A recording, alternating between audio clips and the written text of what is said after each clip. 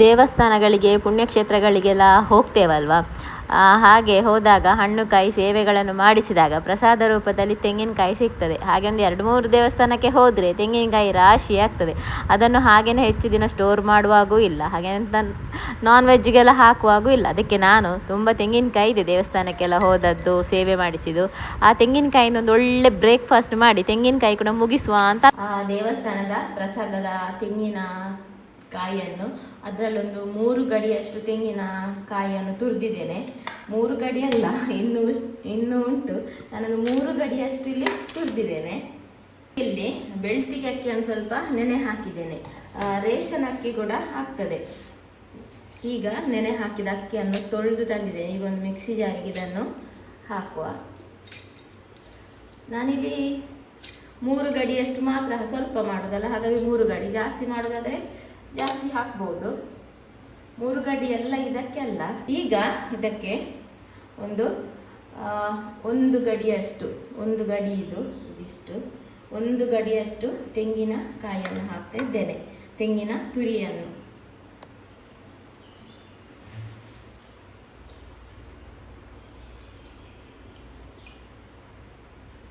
ಈಗ ನಾನು ಪ್ರಸಾದದಲ್ಲಿ ಸಿಗ್ತದಲ್ಲ, ಅರಳು ಸಿಗ್ತದೆ, ಆ ಅರಳನ್ನು ಕೂಡ 1 ಕಪ್ ಅಷ್ಟು ಹಾಕ್ತಾ ಇದ್ದೇನೆ. ನಿಮ್ಮ ಹತ್ರ ಅರಳು ಇಲ್ಲದಿದ್ದರೆ ಅನ್ನ ಕೂಡ ಹಾಕ್ಬೋದು. 1 ಕಪ್ ರೈಸಿಗೆ ಒಂದು ಅರ್ಧ ಕಪ್ ಅಷ್ಟು ಅರಳು ಅನ್ನ ಹಾಕ್ಬೋದು. ಈಗಕ್ಕೆ ರುಚಿಗೆ ತಕ್ಕಷ್ಟು ಉಪ್ಪು ಸೇರಿಸಿ ಸ್ವಲ್ಪನೇ ನೀರು ಹಾಕ್ಕೊಂಡು, ತುಂಬ ನೈಸಾಗಿ ಅಲ್ಲ, ಸ್ವಲ್ಪ ಸಜ್ಜಿಗೆ ಥರ ಇದ್ದರೆ ಸಾಕಷ್ಟು ಗ್ರೈಂಡ್ ಮಾಡುವ. ನೈಸ್ ಆಗಬೇಕು ಅಂತಿಲ್ಲ, ಪೇಸ್ಟ್ ಥರ. ನೋಡಿ ಇಲ್ಲಿ ಈ ರೀತಿ ಗ್ರೈಂಡ್ ಮಾಡಿದ್ದೇನೆ. ತುಂಬ ತೆಳು ಕೂಡ ಅಲ್ಲ, ಸ್ವಲ್ಪ ದಪ್ಪವಾಗಿಯೇ. ಇದನ್ನೊಂದು ಪಾತ್ರೆಗೆ ಹಾಕಿ ಸ್ವಲ್ಪ ನೀರು ಹಾಕ್ಕೊಂಡು ಮಿಕ್ಸಿ ತೊಳೆದು ಹಾಕಿದರೆ ಆಯಿತು. ಜಾಸ್ತಿ ನೀರು ಹಾಕಬಾರ್ದು.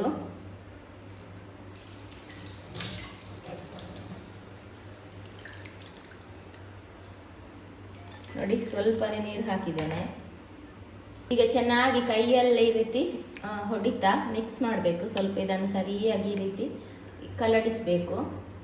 ಈಗ ಇಲ್ಲಿ ಒಂದು ಪ್ಲೇಟ್ ತಗೊಂಡಿದ್ದೇನೆ. ಪ್ಲೇಟಿಗೆ ಸ್ವಲ್ಪ ಎಣ್ಣೆ ಹಾಕಿ, ನಾನೊಂದು 2 ಸಾಸರ್ ಕೂಡ ತಗೊಂಡಿದ್ದೇನೆ. ಸ್ವಲ್ಪ ಹಿಟ್ಟು ಜಾಸ್ತಿ ಉಂಟು ಅಂತ ಇದಕ್ಕೆ ಸ್ವಲ್ಪ ಎಣ್ಣೆ, ಚೆನ್ನಾಗಿ ಎಣ್ಣೆಯನ್ನು ಸ್ಪ್ರೆಡ್ ಮಾಡುವ.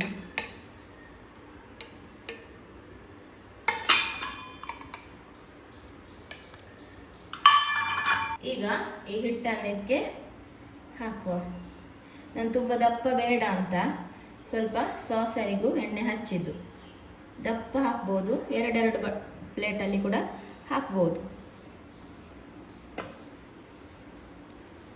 ಈಗ ತೆಂಗಿನಕಾಯಿ ತುರಿದಿಟ್ಟಿದ್ದೇವಲ್ಲ, ತೆಂಗಿನಕಾಯಿ ನಮ್ಮ ಹತ್ರ ತುಂಬಾ ಉಂಟಲ್ವಾ ಪ್ರಸಾದದಲ್ಲಿ ಸಿಕ್ಕಿದಂಥದ್ದು, ಹಾಗೆ ಅದನ್ನು ಸ್ವಲ್ಪ ಮೇಲೆ ಈ ರೀತಿ ಸ್ಪ್ರೆಡ್ ಮಾಡುವ.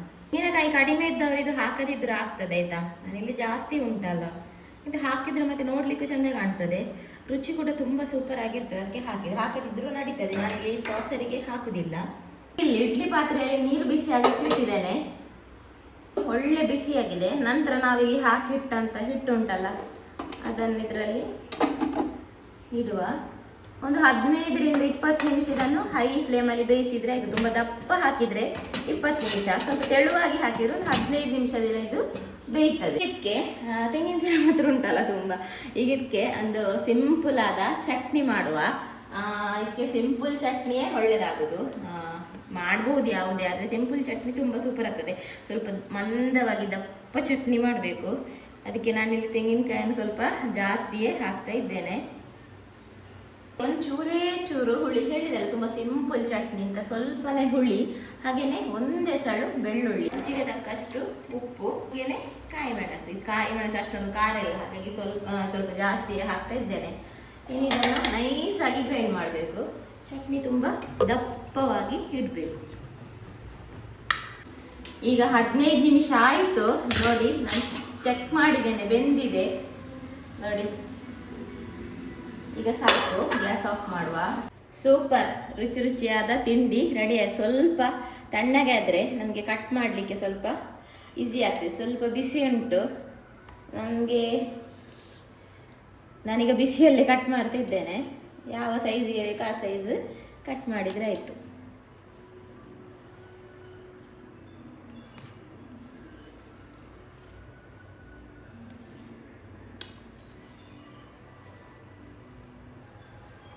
ಇದನ್ನು ಪ್ಲೇಟಿಗೆ ಸರ್ವ್ ಮಾಡ್ತೇನೆ.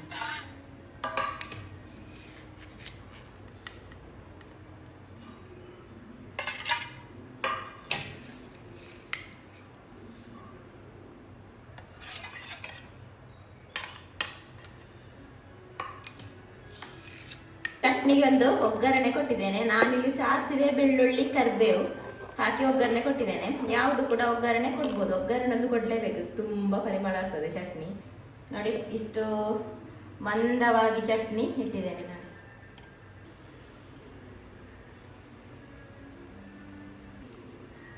ನೋಡಿ ಸೂಪರ್ ರುಚಿಯಾದೊಂದು ಬ್ರೇಕ್ಫಾಸ್ಟ್ ಅಂತಾನೆ ಹೇಳ್ಬೋದು. ತುಂಬ ಸೂಪರ್ ಆಗ್ತದೆ. ನೋಡಿ ಎಷ್ಟು ಸಾಫ್ಟ್ ಆಗಿ ಬಂದಿದೆ ಅಂತ.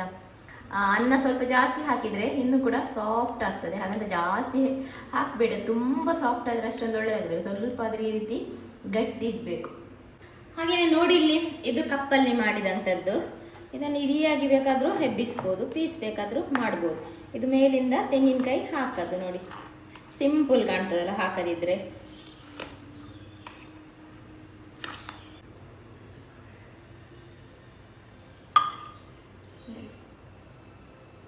ಹಲ್ವಾ ಥರ ಬಂದಿದೆ ನೋಡಿ. ತೆಂಗಿನಕಾಯಿ ಹಾಕದ ಪೀಸ್, ಹಾಗೆಯೇ ತೆಂಗಿನಕಾಯಿ ಹಾಕಿದಂಥ ಪೀಸ್. ಇದು ನೋಡಲಿಕ್ಕೆ ಸ್ವಲ್ಪ ಅಟ್ರಾಕ್ಷನ್ ಇರ್ತದೆ, ಸ್ವಲ್ಪ ಪ್ಲೇನ್ ಇರ್ತದೆ ಅಂತ. ಸಾಫ್ಟ್ ಎಲ್ಲ ಏನು ಚೇಂಜಸ್ ಇಲ್ಲ.